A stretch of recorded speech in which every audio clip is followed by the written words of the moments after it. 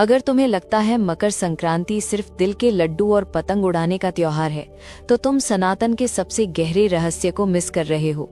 क्योंकि ये वो दिन है जब भगवान नहीं, ब्रह्मांड दिशा बदलता है, जब सूर्य देव अपनी चाल पलटते हैं और उसी क्षण मनुष्य के भाग्य का पहिया भी उत्तरायण की ओर घूमने लगता है।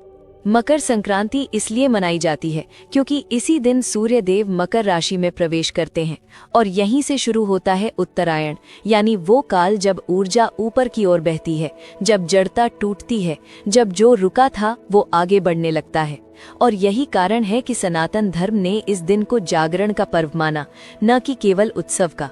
यही वजह है कि मकर संक्रांति बाकी त्योहारों की तरह चंद्र तिथि से नहीं बल्कि एक फिक्स तारीख पर आती है।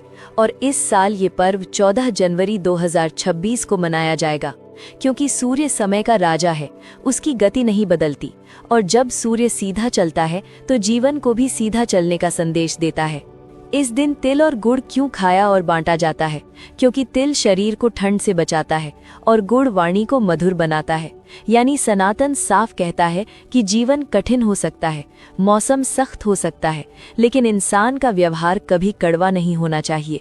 सुबह स्नान और सूर्य को अर्घ्य देना कोई कर्मकांड नहीं है, ये अपने भीतर के आलस्य, अंधकार और भ्रम को धोने की प्रक्रिया है। क्योंकि सूर्य को जल अर्पित करते समय मनुष्य अपने अहंकार को नीचे और चेतना को ऊपर करता है। इस दिन क्या करना चाहिए? दान करना, मीठा बोलना, किसी नए नियम या अनुशासन की शुरुआत करना, क्योंकि उत्तरायण में शुरू किया गया संकल्प लंबे समय तक टिकता है। और क्या नहीं करना चाहिए? झगड़ा, नशा, अपशब्द, ईर्ष्या और अहंकार, क्योंकि मकर संक्रांति सिखाती है कि जैसे सूर्य दिशा बदलता है, वैसे ही अगर इंसान अपनी गलत दिशा नहीं बदलेगा तो आगे का पूरा चक्र व्यर्थ चला जाएगा। मकर संक्रांति सिर्फ त्योहार नहीं है, ये सनातन का चेतावनी दिवस है कि अब अंधकार का समय पूरा हुआ। अब या तो तुम ऊपर उठोगे या फिर पीछे छूट जाओगे।